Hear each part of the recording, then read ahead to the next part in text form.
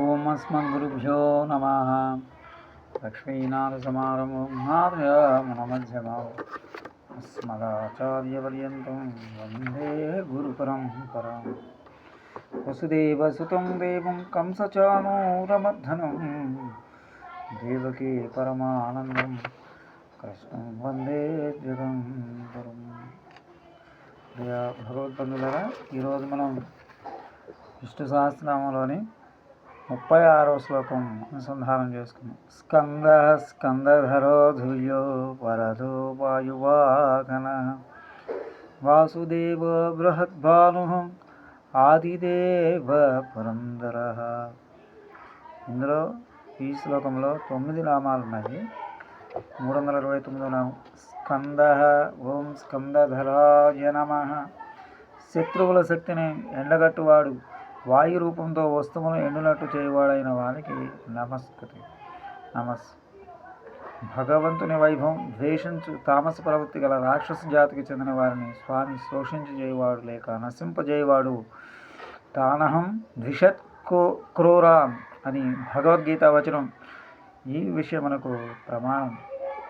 అందుచేత మనం ఈ నామాన్ని స్కంద అనేదాన్ని ఓం స్కందధరాయ నమః అని ధ్యానించాలి.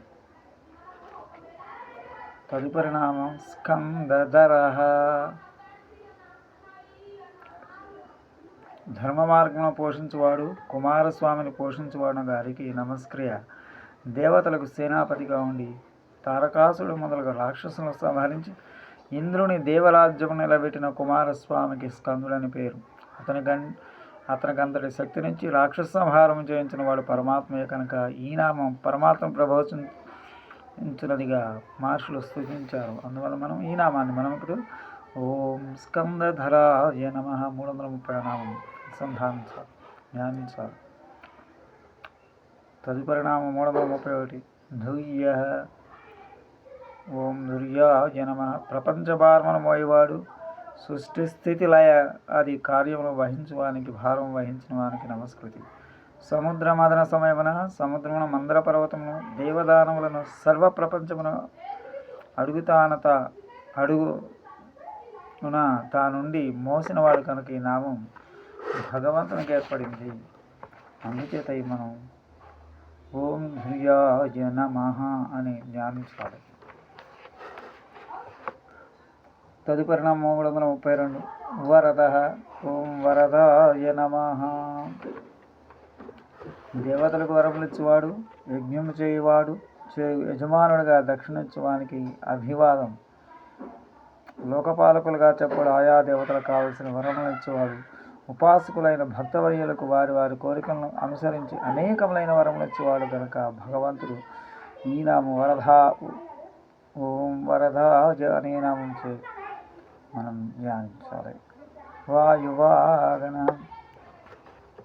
ఓం వాయువాహనాయ నమః 333 సమస్త వాయువును సంచరింపజేయవాడు, ప్రాణవాయు రూపాయించిన వానికి నమస్సు. లోకాలకంతటికీ ప్రాణముగా చెప్పడు వాయుదేవుడు మంచి మహాబలశాలి. అట్టి వాయుదేవుడు కూడా భగవంతునికి భయపడి తమ కర్తవ్యం నిర్వహిస్తున్నాడు. అట్టు చేసిన వాడు పరమాత్మ కనుక మనం ఓం వాయువాహనాయ నమః అనే నామంతో జపించాలి. తదుపరి నామం 334 వాసుదేవ. ఓం వాసుదేవాయ నమః. వసుదేవుని పుత్రుడు 334 వసుదేవుని పుత్రుడు సర్వమును ఆవరించి క్రీడించేవాడైన ఈశ్వరునికి ప్రణతి క్రియ. ఈ నామంలో 2 శబ్దములు ఇప్పుడు ఉన్నాయి. ఒకటో వాసు, రెండవది దేవ.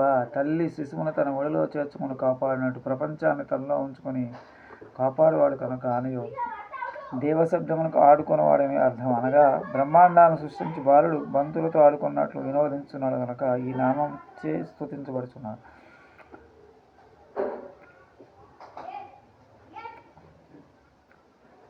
బృహద్భానం.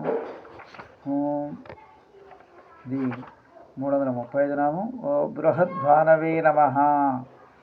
గొప్ప కాంతి కిరణములు గలవాడు, సూర్యచంద్రాదులలో ప్రవేశించిన గొప్ప కిరణములు గలవానికి ప్రణతి. భగవంతునికి భోగస్థానమైన శ్రీవైకుంఠం కోటి సూర్యుల ప్రకాశం వంటి ప్రకాశం కలది. అతడు ఉండే ఆయన యొక్క అసాధారణ దివ్యమూర్తి కూడా నిత్యోజ్వలములైన గొప్ప కిరణములు గలదవుడిచే ఈ నామంతో ఋషులు స్తుతించారు.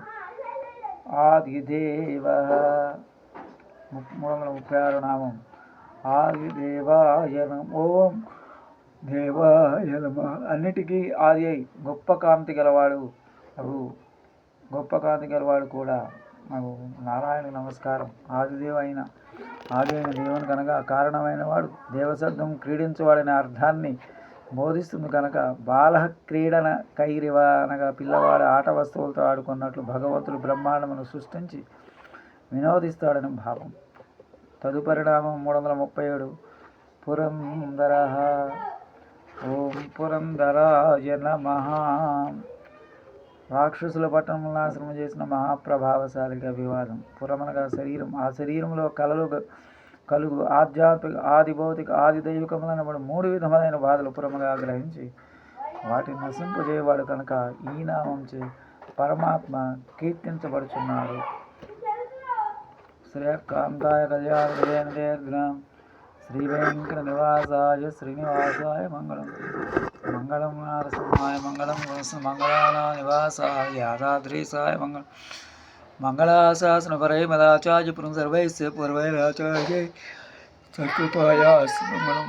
శ్రీమతే రమజామాతృ మునీంద్రాయ మహాత్మనే శ్రీరంగవాసనే భూయాత్ నిత్యశ్రీ నిత్యమంగళం. ఓం అస్మద్గురుభ్యో నమః. జై శ్రీరామ్.